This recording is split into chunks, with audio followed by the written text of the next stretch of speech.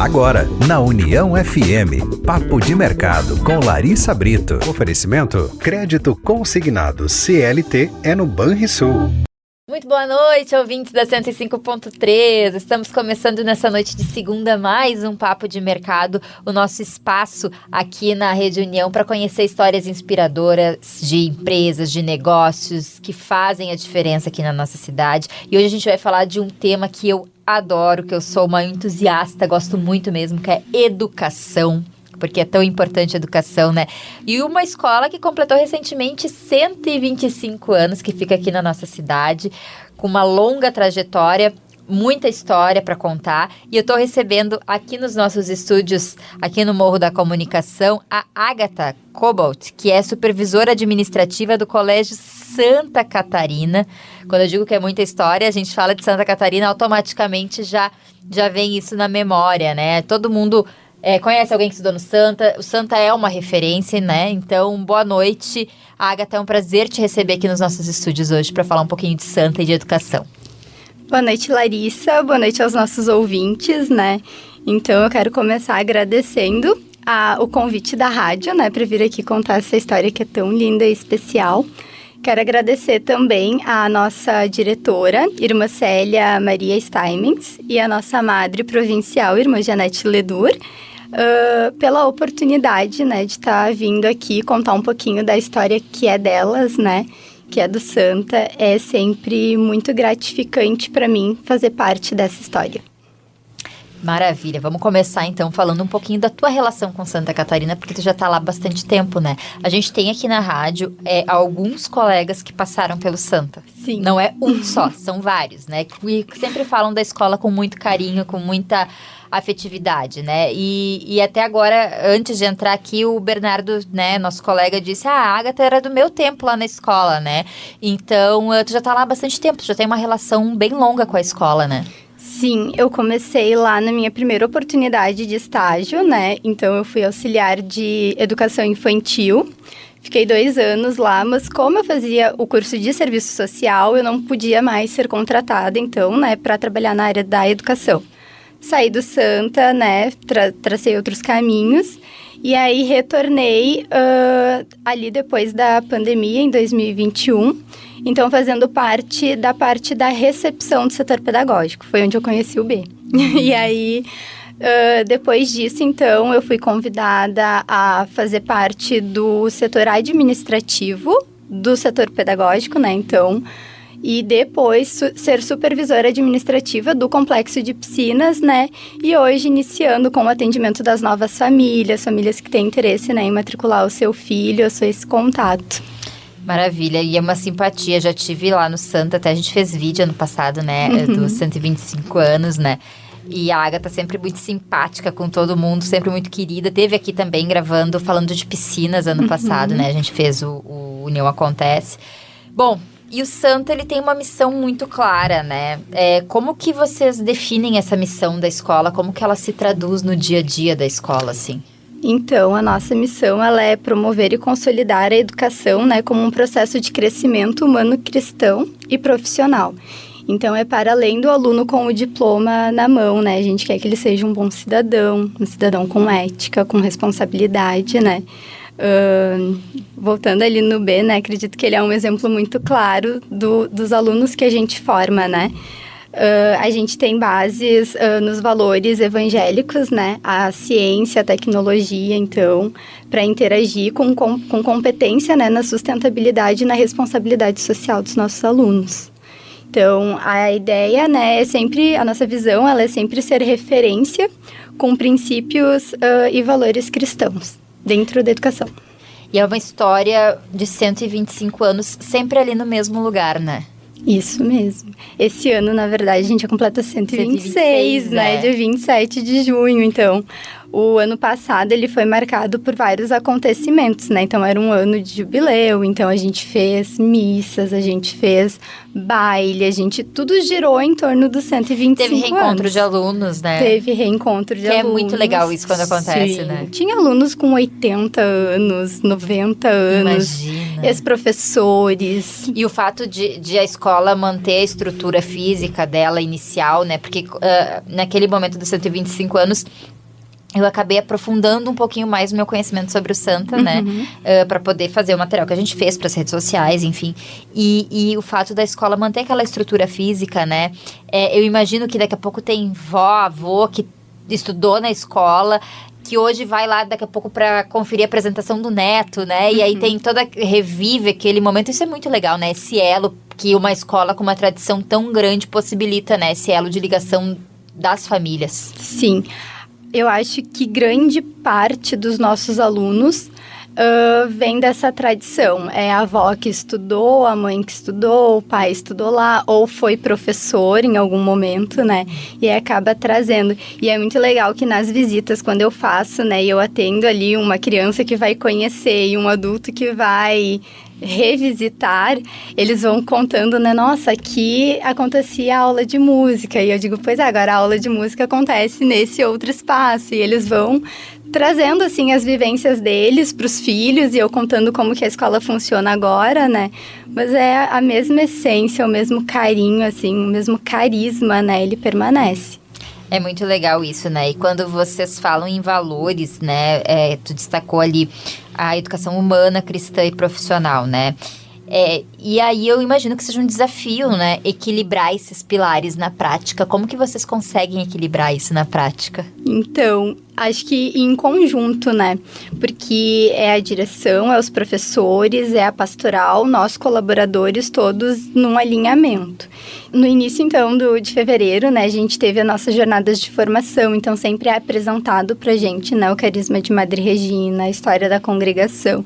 Então, todo mundo tem conhecimento sobre isso, né, e aí depois passar para os alunos é algo que vai acontecendo meio que natural. É o bom dia que é dado lá no início da manhã pela pessoa que está na recepção, e aí o aluno, daqui a pouco, é ele quem está dando o primeiro bom dia, né? E assim, vem essa parte de valores, né, de princípios. Bom, e tu falou em Madre Regina, né, e eu acho que não tem como a gente falar de Santa Catarina sem falar de Madre Regina, que ela é a fundadora da Congregação das Irmãs de Santa Catarina. E a gente fala hoje tanto em mulheres empoderadas, na força feminina, mulheres ocupando papel de destaque. E a gente teve uma mulher muito revolucionária, né? Há muitos anos atrás. E eu queria que tu contasse um pouquinho para os nossos ouvintes quem foi a Madre Regina, né? E contasse também um pouquinho da história do Colégio Santa Catarina. Claro. Madre Regina, então, foi uma menina, né? Que nasceu em 1552.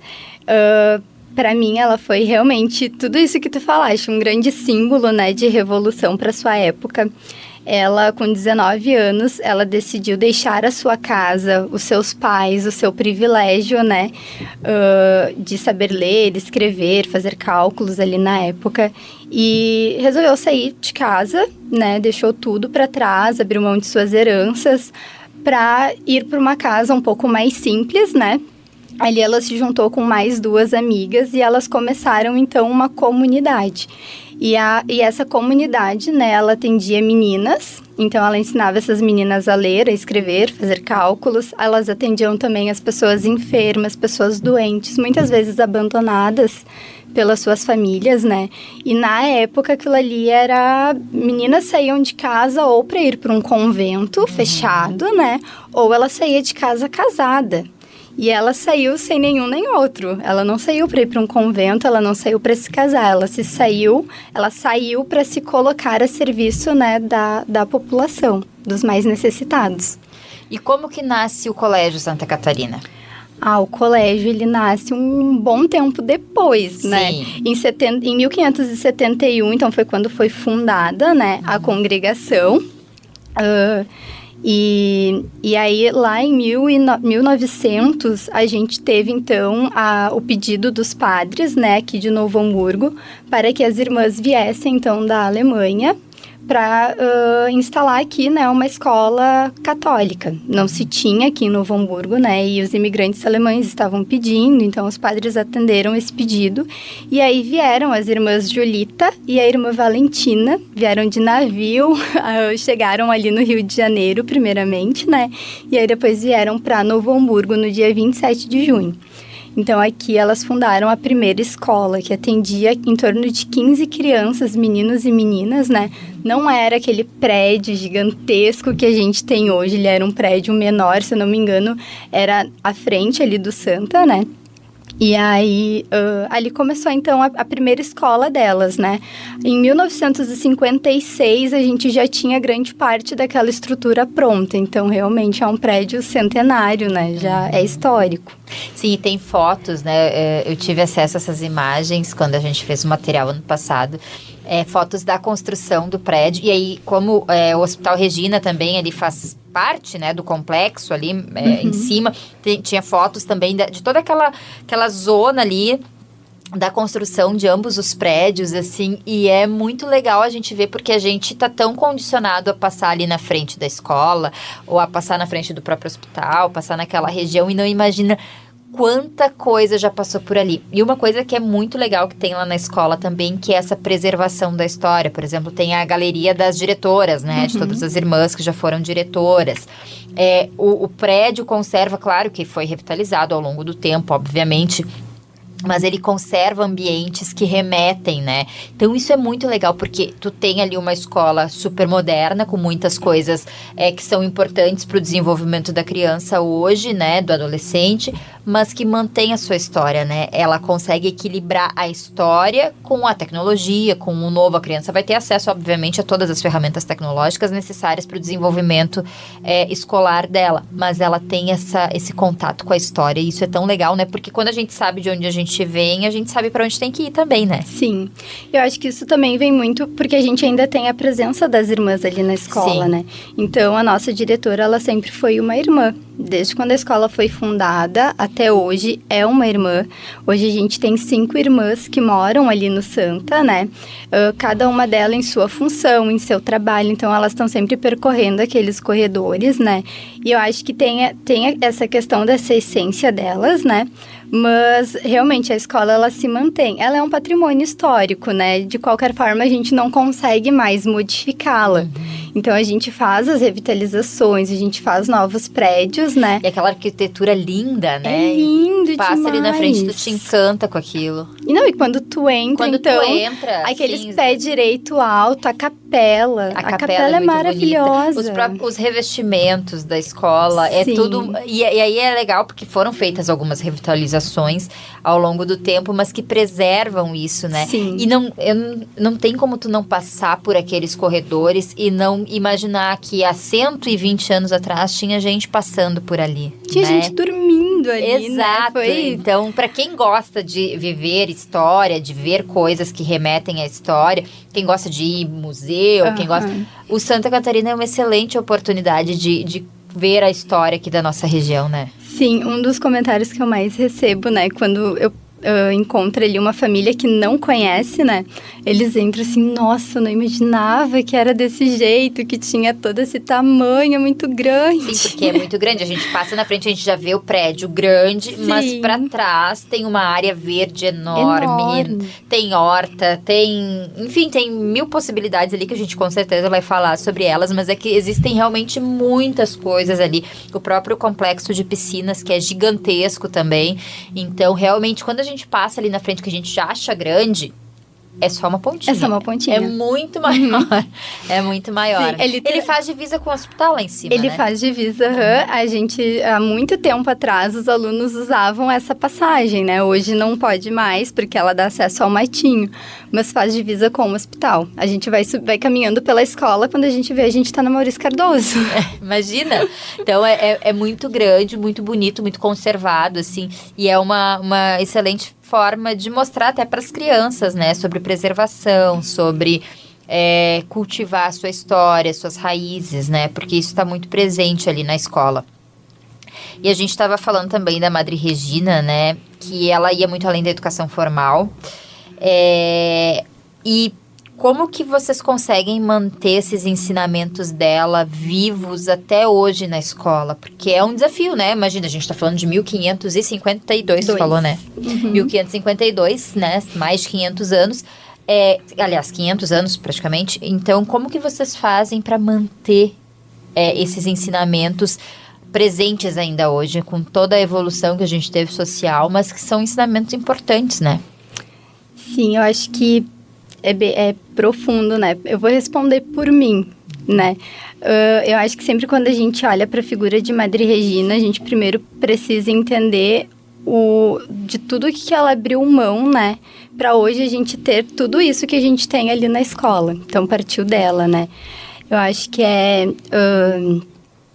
impossível tu conhecer toda essa história e tu não querer fazer parte de forma ativa dentro dela. Então, quando eu olho para a história dela, eu só consigo pensar que ela é um exemplo a ser seguido e eu quero seguir esse exemplo, eu quero ser essa pessoa, né? Ela trabalhava além da educação, ela também ensinava para essas crianças, para essas jovens, né? Sobre a espiritualidade, sobre o amor em Jesus Cristo, né? Então, tudo isso foram ensinamentos que foi passado aos pouquinhos. Ela tinha um lema de vida, né? Que a gente tem até hoje lá na escola, que é como Deus quer. Esse lema, ele percorre todos os nossos corredores, é uma reflexão que toda vez antes de tomar uma decisão profissional, antes de atender uma família, né, antes de reportar qualquer coisa para a direção, enfim, a gente faz essa reflexão, como Deus quer, né, como Ele gostaria que isso fosse conduzido, que isso fosse feito. Então, a gente tem dentro da escola pastoral escolar muito ativa, né? Então, a nossa coordenadora de pastoral, ela atua dentro do setor pedagógico da escola. Eles fazem jornadas de formação com os colaboradores, os professores, com os nossos alunos. Então, eu acho que é literalmente essa presença e essa vontade de pertencer que nos faz naturalmente transmitir esse carisma, essa presença, né, e esses ensinamentos que ela deixou para nós. Bom, e há 125 anos vocês estão formando alunos para a vida. Sim. Como que é formar alunos para a vida há 125 anos, visto que a forma que a gente encara a vida vai também se modificando, né? Como que é isso? Acho que volto a falar um pouquinho do que a gente estava comentando antes, né? Hoje, o professor, ele não é fonte de conhecimento para os nossos alunos, né? A gente tem as redes sociais, o celular, o acesso livre a qualquer tipo de informação. Então, os nossos professores, os nossos colaboradores, né? Todos nós lá dentro somos educadores. Então, a gente tenta achar outras formas, né, de trazer isso para eles. Então, fazer uma pesquisa é muito simples, mas a partir do momento que tu precisa apresentar aquela pesquisa, de repente, para uma turma de crianças menores, né, tu já muda a tua fala, o teu jeito, a tua linguagem. Exatamente. Então, são as formas que os nossos professores, né, vão apresentando para eles de ver a vida também de outras maneiras.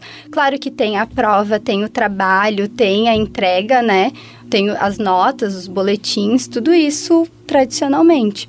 Mas a gente precisa instigá-los a serem mais curiosos, a irem atrás de mais informações, né? E com certeza sempre levando, né, tendo ali como os princípios, os valores cristãos, a ética, a responsabilidade, né?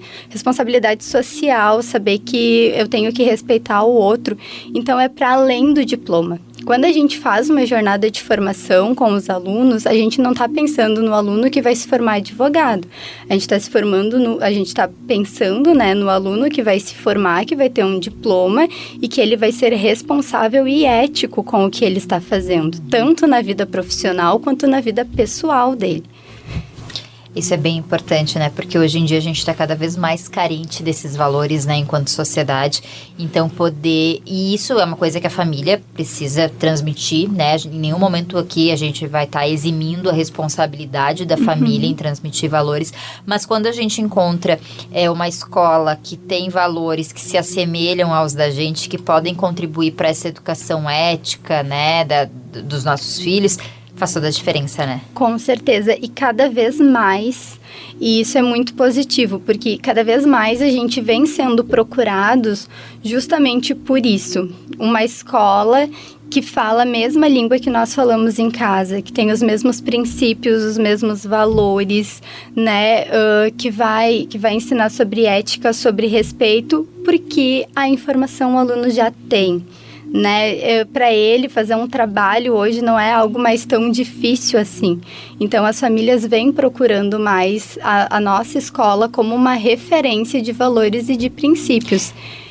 É bem interessante isso que tu fala, né? Porque realmente hoje a informação, antigamente a gente tinha na figura do professor o detentor do conhecimento, né? Embora a gente tenha aí várias linhas da pedagogia, né? Que falam da construção do conhecimento, enfim... né, que o professor ele é uma ferramenta, na verdade, né?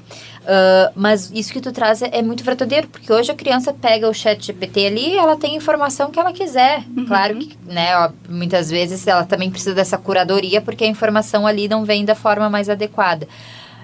Mas são outros valores também que se aprendem na escola, né? E tem a questão também do como usar essas ferramentas, Exato. né? Então, tá, beleza, tu tem a pesquisa tá ali, mas agora tu precisa incorporar o teu projeto. Como que tu elabora como é isso, que tu né? vai elaborar o teu projeto, né? A gente teve no ano passado, por exemplo, uma turma de 9º ano que fez todo um projeto de pesquisas ali em química, né? E aí, para a professora, eles entregaram tudo no papel, bonitinho, com todos os termos corretos e técnicos, né?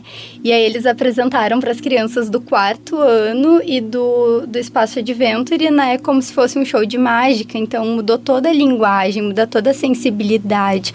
Para os 9º anos também foi muito legal, porque eles puderam apresentar para um público, mas era um público que não iria julgá-los, né? Queria aplaudir, queria ficar super feliz com a apresentação deles. Então, isso é especial demais. É muito legal mesmo a gente saber que está contribuindo um pouquinho mais, né, para a sociedade, para um mundo melhor, porque a gente fala tanto, o mundo melhorar, né, a gente começa a fazer a mudança a partir das crianças, assim, né, a gente começa, a mudança não vai acontecer de uma hora para outra, não vai acontecer aqui nós duas agora a gente vai mudar o mundo, vai mudar as regras, vai mudar, não é assim, a gente começa ensinando certo para a criança, ensinando valores para a criança, ensinando sobre respeito para a criança, que começa muito pelo respeito, né, então é isso, e sobre limites, sobre como se expressar, como se reportar, enfim, sobre várias outras coisas. Então, é muito legal isso, saber que a gente está contribuindo para uma sociedade melhor, né? Sim, a escola é o primeiro meio social deles, né? Exato. Eles saem de casa, eles se deparam com a escola, né? E na escola tem diversos colegas, diversos professores, funcionários. Então, ali eles começam a executar aquilo que eles já aprendem em casa, né? O nosso papel é ir ajudando a florescer Isso aquilo aí. que tem de bom. Eu tenho uma frase do Piangers que eu gosto muito, né? E eu aplico ela tanto na escola quanto em casa com o meu filho. Que a criança, ela não é um vaso que a gente molda. Ela é uma plantinha. A gente planta ela, a gente rega, a gente poda quando é necessário, né? Mas ela vai crescer da forma que ela tiver que crescer. E a gente não vai conseguir determinar o formato, Não. né? A gente vai conseguir só fazer com que ela tenha uma raiz sólida, forte, né? Que dê frutos. Mas a gente não tem controle total sobre isso. Mas a gente pode, sim, fazer com que ela seja forte e sólida, né? Exato. Essa é a nossa ferramenta, nosso papel. Agatha, a gente já tá encerrando o nosso primeiro bloco de conversa aqui. Passou rápido, né? Tu disse que passava rápido. E na volta, a gente vai para intervalo, mas na volta eu quero conversar um pouquinho mais sobre estrutura física, sobre matrículas, sobre tudo que vocês oferecem, né, lá na escola. Então, acho que a gente vai para o intervalinho agora e na volta, então, a gente fala mais sobre tudo que o Santo oferece para as famílias que procuram uma educação afetuosa, né, mas também com muita tradição aqui na nossa cidade. Vem comigo conhecer o ensino médio do Colégio Santa Catarina?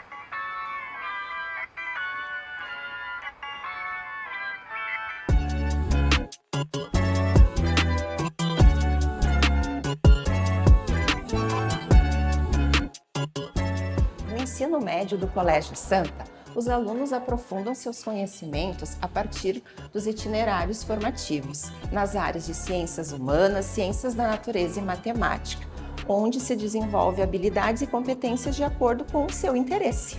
A disciplina Projeto de Vida é de fundamental importância na vida dos nossos estudantes, pois ela orienta e ajuda a decidir os caminhos e rumos que ele vai tomar na sua vida futura. A área da linguagem está presente em todos os itinerários, com aulas de escrita, preparação para redações, aprofundamento do inglês, tudo isso pensado para os desafios atuais no mundo contemporâneo. Os estudantes ainda realizam testes vocacionais, simulados de provas objetivas e de redação para preparação para o Enem, mercado de trabalho e para escolhas conscientes ao longo da sua vida. Além de tudo isso, o Colégio Santa Catarina ainda conta com laboratórios de Química e Física preparados para aulas práticas, laboratório de Biologia para estudos e análise e um laboratório de Informática moderno e equipado. O Santa conta ainda com ampla área para esportes, como um ginásio, quadra externa e um ambiente arborizado. O ensino médio do Colégio Santa Catarina vai além dos conteúdos. Ele integra conhecimentos, propósito e formação humana, despertando talentos, inspirando e preparando para a vida.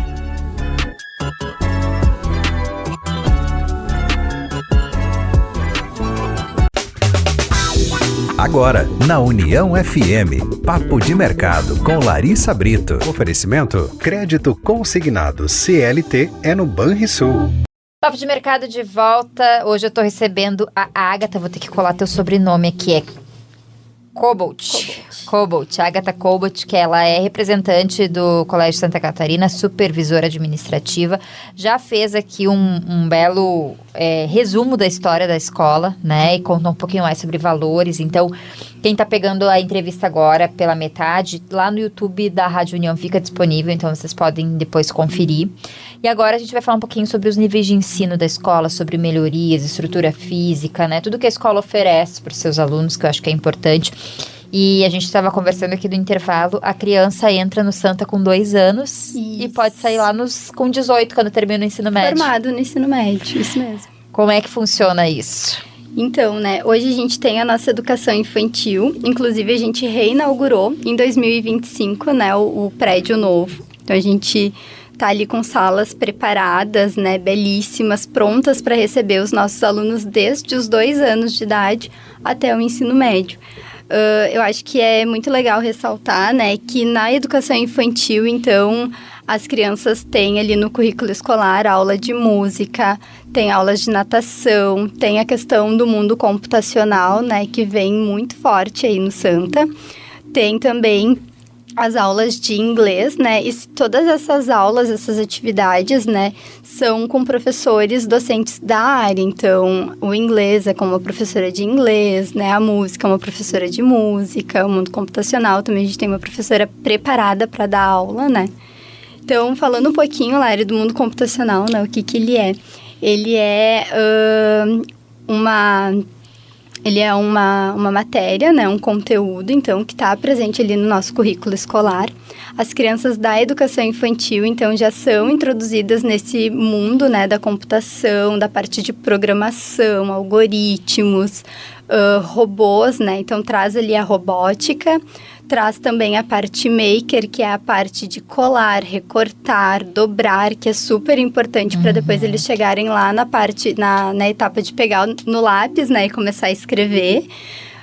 E tem a parte de programação. Dentro da educação infantil, a gente não utiliza telas, né? Então, as crianças, elas têm tudo de forma muito mais lúdica, né? Através de fichas, eles sentam num tatame, eles se organizam em grupos, né? Eles fazem ali a parte, por exemplo, de programação, ela pode ser uma simples brincadeira, digamos assim, com a prof. E que tem isso, né? Muitas vezes as pessoas pensam assim, ele vai lá para a escola só para brincar. E não é assim que funciona. Educação infantil é muito importante, é uma base muito sólida para toda a vida escolar da criança. Sim, a criança brinca, mas são brincadeiras elaboradas por pessoas altamente capacitadas e que tem um objetivo por trás dessa brincadeira. Ela tem um viés pedagógico, né? Então, são brincadeiras, sim, a criança nem sente que ela tá aprendendo, mas ela tá aprendendo, né? Sim, né? Cada momento ali no Santa, né, ele é pensado para estimular o aprendizado das crianças. Então, por mais que seja uma brincadeira, tá havendo um estímulo. Tá havendo ali da professora, né, um interesse em ensinar, né? E é sempre de forma muito prazerosa para a criança, né? Porque pensa, a gente tem de crianças de 2 aninhos, né? Então é todo o desenvolvimento motor, cognitivo, a questão deles começarem a entender, né? Que existe ele, existe o outro, existe o nós, né? Então tudo isso a gente vai trabalhando de formas muito prazerosas, né? A gente valoriza muito as descobertas dos nossos alunos. A gente permite, né, que eles se desenvolvam da forma mais natural possível, né? Isso é bem importante, né? Porque a criança, ela não tem aquele regramento que a gente tem, aquele tempo que a gente tem. Ela tem um tempo dela para descobrir as coisas através do lúdico, através dessas atividades, né? Às vezes a gente vê, principalmente essa época de volta às aulas, né? As mães falando da lista de material da educação infantil. E, gente, tudo aquilo é muito importante para a criança. E eles usam. E é super importante para a criança se desenvolver, né? Aquele trabalhinho, ele é muito importante. A criança vai colher aquele fruto que ela está plantando ali lá na frente. Então, eu acho que a gente tem que olhar com muito carinho, né, para a educação infantil, porque realmente ela é uma base muito importante para a vida escolar da criança. Que realmente a gente tem que ter essa atenção, né? Não é... E claro, cada família, né, com a sua realidade, mas assim, procurar espaços que realmente sejam adequados, com pessoas capacitadas, porque realmente é muito importante esse processo da educação infantil, né? Olha, eu arrisco falar que a educação infantil talvez seja até polêmico, tá? Mas a educação infantil, ela é quase mais... Eu acho que ela é mais importante do que a própria faculdade. É verdade. Porque uma educação infantil muito bem... pensada, estimulada, individualizada, porque eles são seres únicos, né? Tu não consegue trabalhar num aluno modo produção. Cada um é único, cada um precisa de um olhar diferenciado da professora, né? E ali começa toda a base deles para a educação. Então, eu arrisco dizer que... E eu vi uma frase esses dias que dizia assim, a infância, ela é um solo, uma terra que a gente vai pisar a vida inteira. Então, é isso, né? A gente está fomentando ali na infância aquilo que vai ser importante para a nossa vida inteira. Então, sempre que eu posso dar essa dica para os pais, assim, cuidem bem da escola que vocês vão colocar os seus filhos para fazer educação infantil, porque... é bem importante esse processo, né? E o Santa tem opções ali desde os 2 anos de idade. Então, sim, imagina, a criança vai estar super assistida desde muito cedo. Sim. Bom, e passando da educação infantil, vem a alfabetização. Sim. Que é um desafio bem grande também para as crianças, para as famílias. Sim. A gente sempre... Eu costumo dizer, né, que as séries iniciais, então, ela é marcada pelo processo da alfabetização, né? E ali a gente consolida, né, a base principal de toda a formação geral daquele aluno. Então, é o primeiro contato. No Santa, a gente até trabalha ali uma pré-alfabetização no nível 2, né, que é nos 5 aninhos. Então, a gente já prepara eles um pouquinho para a alfabetização. Mas a alfabetização, ela acontece do primeiro, né, a partir do primeiro ano do fundamental. E ali é a base mais sólida também para continuidade, né? Porque antes de qualquer outra coisa, vai aprender a ler, a escrever, a partir dos cálculos básicos, o mais, o menos, né? Raciocínio lógico, né? Isso também. Então... E é bem importante também, assim como a gente falava da educação infantil também, aquela criança que tem o gosto pela leitura, que tem um bom português, que tem uma boa noção de história, de geografia, de matemática. E isso tudo não vai nascer quando ela estiver sendo exposta aos cálculos de álgebra ou às leituras do vestibular. Isso vai acontecer lá no começo, exatamente. Né? Ali eles já começam a demonstrar essas áreas, né? de interesse. Claro que a professora também, ela potencializa isso no começo, né? E ela mostra todas essas áreas, né? Porque dificilmente, não que não aconteça, mas, né, a gente sabe que são menos casos da criança que vai ter uma habilidade, uma facilidade e o interesse por todas as áreas. Sim. Então, todos nós temos. Eu, por exemplo, sou péssima em matemática. Mas... Eu também. Mas sempre tive uma facilidade com linguagens, com história, né? Então, é natural e é importante que tudo seja apresentado para a criança, para que ela possa tirar as conclusões dela e ela possa fazer as escolhas dela. Escolhas não, né? Mas é ter aquela...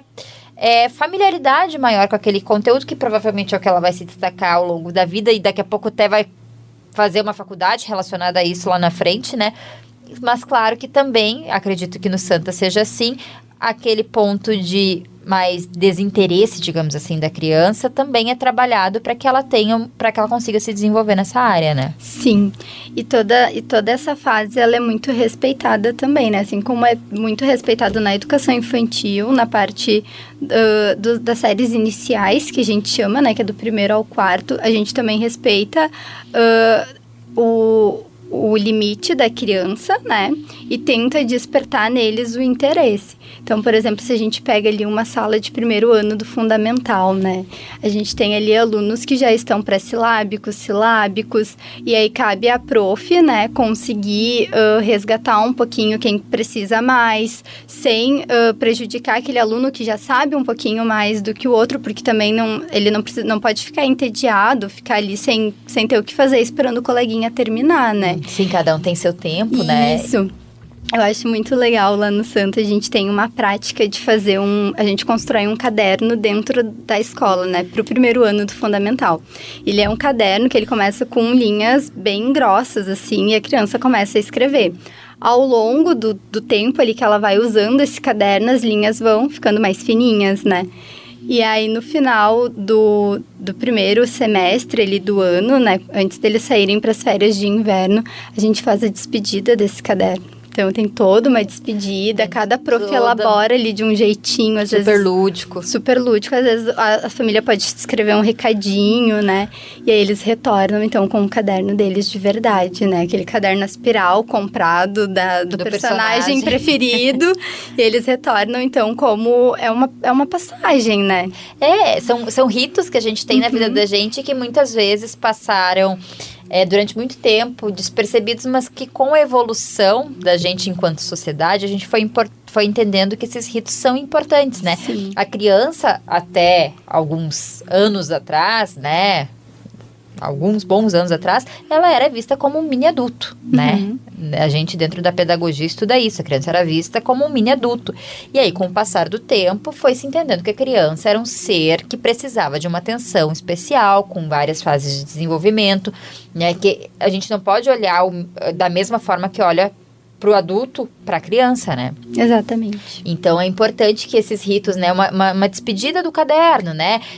Tem escolas que fazem a celebração da caneta, quando pega a caneta. Isso tudo para a criança é importante, porque vai sinalizando etapas que ela vai vencendo, que ela vai avançando, né? Aquele degrauzinho que ela vai subindo em busca da independência dela, né? Porque é isso, a gente quer criar pessoas autônomas que consigam, né, se virar bem, tudo isso faz parte disso, né? Sim, é todo um processo, né? E é muito legal quando a gente mostra para eles, né, que eles conseguiram, que eles chegaram lá, que eles concluíram aquela etapa, a felicidade deles é gigantesca. É que nem a gente, né? A gente gosta tanto quando conclui algo quando tá apto para avançar, seja no trabalho, por uma promoção, a gente fica tão feliz, né? A criança são essas conquistas para a criança também.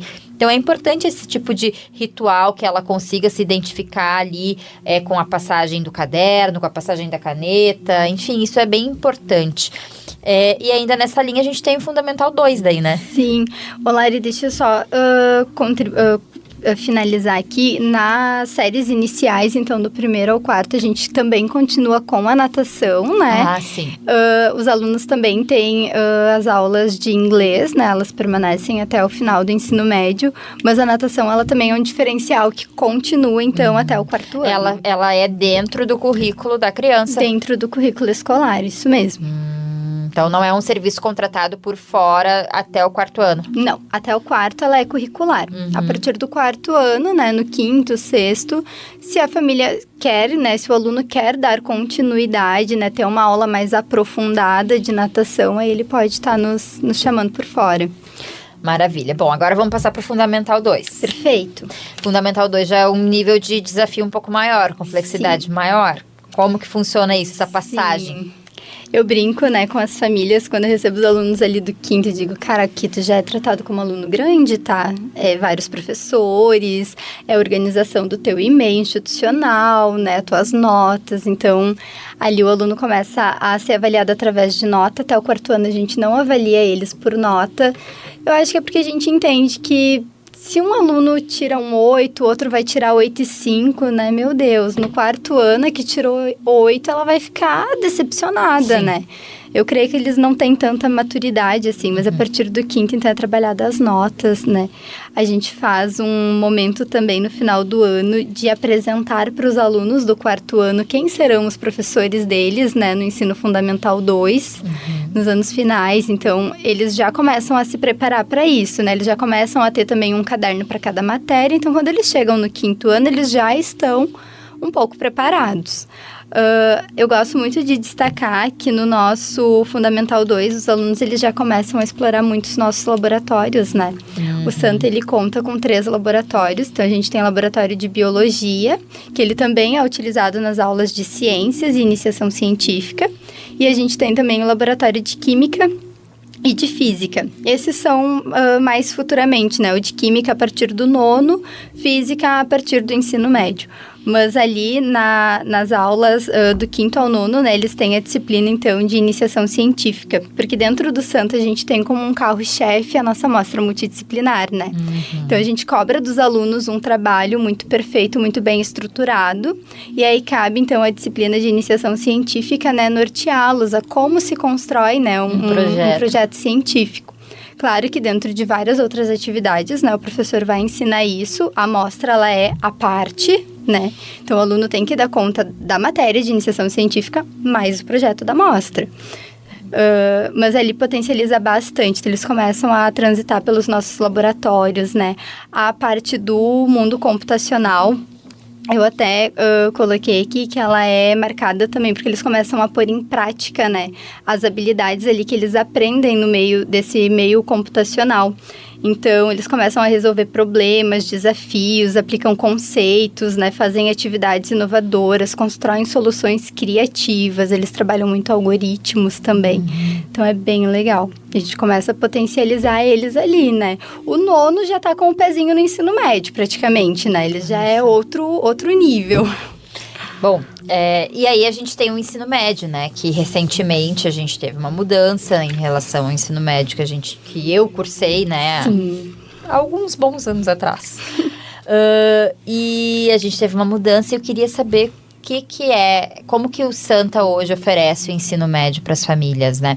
E assim, uma outra dúvida, né, que talvez possa ser dos nossos ouvintes também. A gente está te ouvindo aqui falar sobre todos esses processos, sobre aquele aluno que vem lá desde os 2 anos na escola, mas vocês também recebem daqui a pouco crianças chegando ali para o Fundamental 2, ou a partir da alfabetização, Sim. ou a partir só do ensino médio, né? Sim, a gente recebe alunos de todas as faixas etárias, né?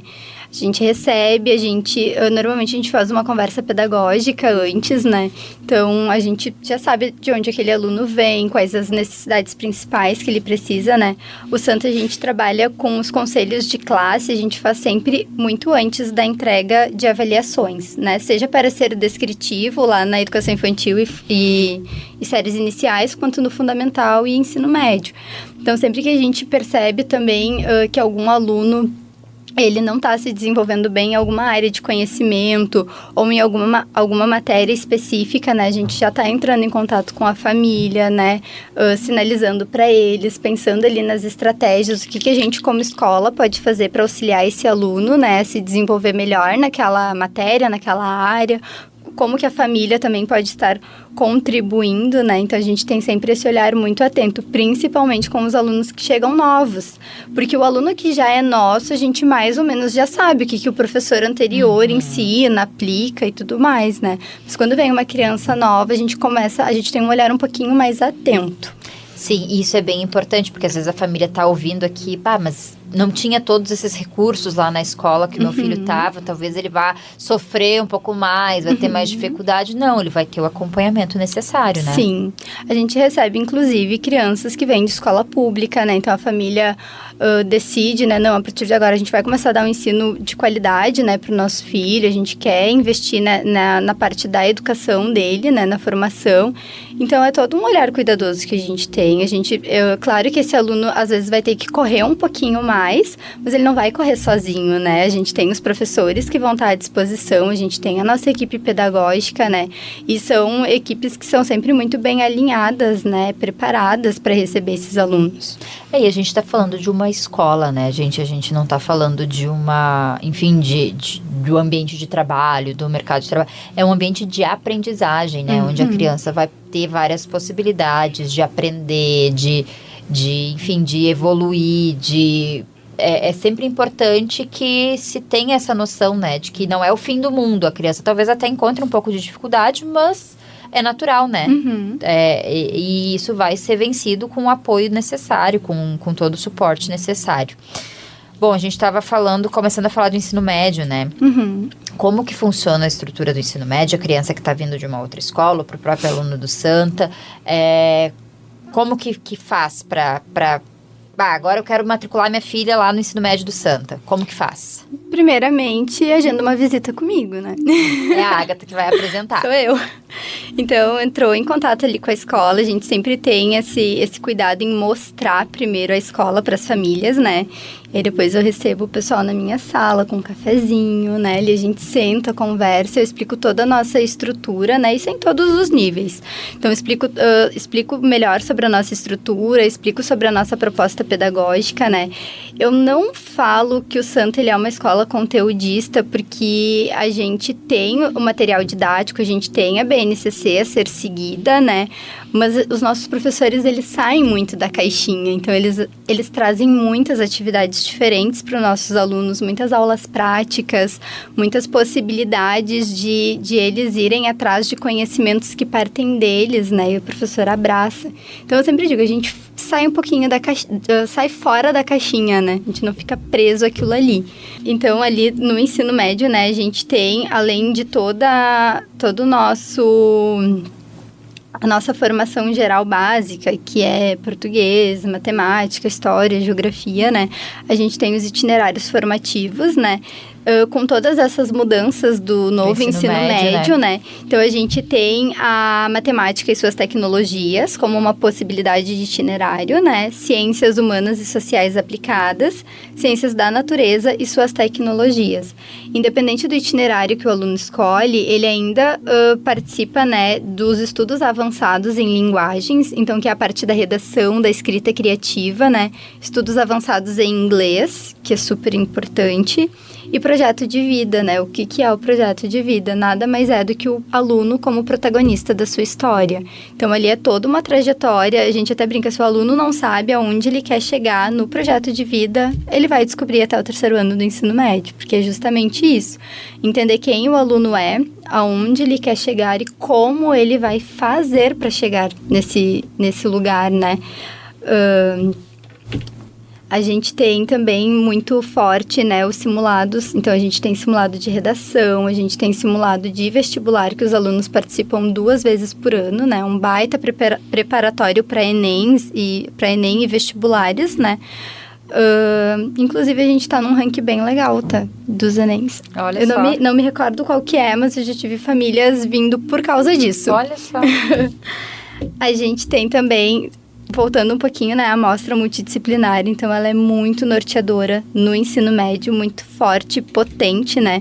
Dali saem trabalhos, Lari, incríveis. A gente teve alunos construindo um sinalizador de enchente, um alarme que vai apitar quando o rio está subindo demais.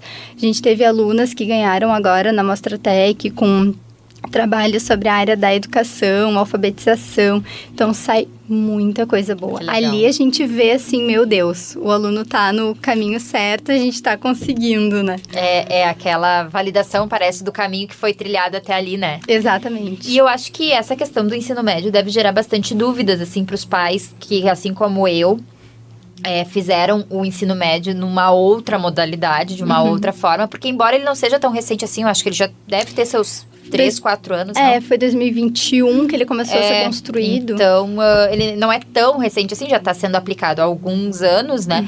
Mas para quem estudou, como a gente, aquele outro modelo, ele gera dúvida nos pais, né? Claro. Porque a criança, ela vai ter um currículo diferente daquilo que a gente tinha como o certo até bem pouco tempo atrás, né? E isso é bem desafiador. Mas ao mesmo tempo eu acho que ele é tranquilo, assim, quando a gente explica, né? Porque no ensino médio, os alunos, eles mais ou menos têm as áreas de conhecimentos já mais definidas, né?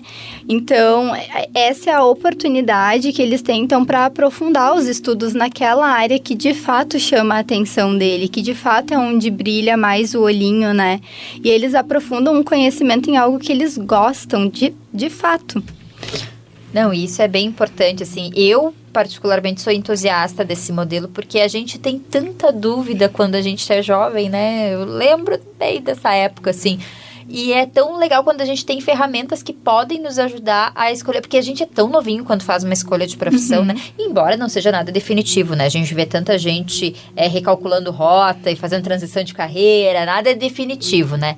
Mas a gente é tão novinho quando a gente escolhe uma profissão, né?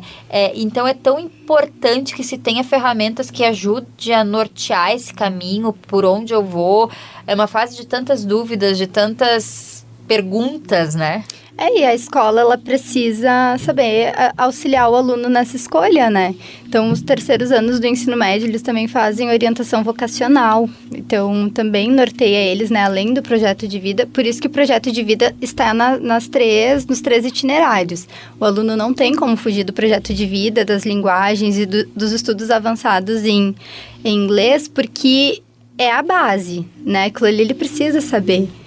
E aí, depois, as áreas de conhecimento vai muito do que eles querem. Eles são livres para escolher nessa área. Isso leva para o adolescente o protagonismo também, né? Exatamente. Porque antes a gente não tinha protagonismo nenhum, né? A gente sentava ali, tinha que seguir aquele modelo pré-determinado. E isso traz para eles o poder de escolha, o protagonismo das próprias vidas, né? Da própria jornada escolar e futuramente acadêmica, e enfim... É muito legal isso, assim, eu acho que é um grande acerto, né, nesse sentido. Bom, a gente poderia ficar falando muito mais aqui de Santos, a gente está se encaminhando para o final, mas eu queria, antes de finalizar, que tu contasse um pouquinho mais sobre as melhorias recentes da escola. Tá certo. Então, a gente vem desde do final ali da pandemia reformando muitas coisas, né? A gente teve a reforma da biblioteca, a gente teve Ficou linda, tive lá, ficou linda. Sim. E é uma área pensada para estudos, né? A nossa biblioteca, vale ressaltar que ela não é só um lugar de retirada de livros, ela é um lugar de pesquisa, né? Então, os nossos professores utilizam muito ela para pesquisa. A gente teve a reforma do prédio da educação infantil no ano passado. Este ano, então, estamos reinaugurando o prédio das séries iniciais, que está lindo demais também, com salas muito pensadas para atender os nossos alunos das séries iniciais, primeiros, segundos anos, né? Nesse prédio também vai contemplar a sala de aula do Espaço de Venture, que é o nosso contraturno da educação infantil. Então, também está um espaço lindo, preparado, né, para esses pitocos ficarem ali no período da manhã, né, aguardando o seu horário da tarde de aula. A gente vai também revitalizar a nossa quadra de esportes esse ano. Olha só. Provavelmente ela vai estar pronta agora, final de março. E eu acho que eram essas as reformas principais. A gente teve também ano passado a inauguração da sala Mind Makers, que é para os estudos, né, do mundo computacional. E é isso. Bom, quem ficou interessado, quem tá com filho na idade escolar, já sabe qual é o caminho, né? Marcar uma conversa com a Ágata. Reforça os canais de contato pra gente. Sim, a gente tem, então, o nosso site ali da escola, né? Que é Colégio Santa NH. A gente tem também as nossas redes sociais, o Instagram, @Colégio Santa NH. 3527-4862. Sim, é que o das piscinas é bem parecido. Então é isso, né? Isso. Me chama ali no WhatsApp, né? Pede pra falar com a Ágata, diz que tem interesse, né? Em conhecer a escola, em trazer seu filho, né?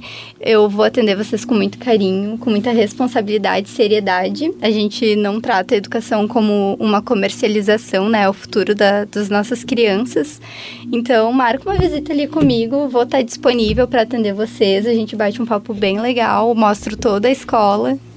E é isso, então fica aí o convite para vocês, tenho certeza que é uma excelente oportunidade e eu sempre digo, né, que educação é o que a gente pode oferecer de melhor para os nossos filhos, né, então vamos pensar nisso com carinho. Ágata, obrigada pela tua presença, foi Muito um prazer. obrigada, Lari. E a gente vai ficando por aqui com o Papo de Mercado, voltamos na próxima segunda. Beijo, tchau, tchau. Agora, na União FM, Papo de Mercado com Larissa Brito. Oferecimento: crédito consignado CLT é no Banrisul.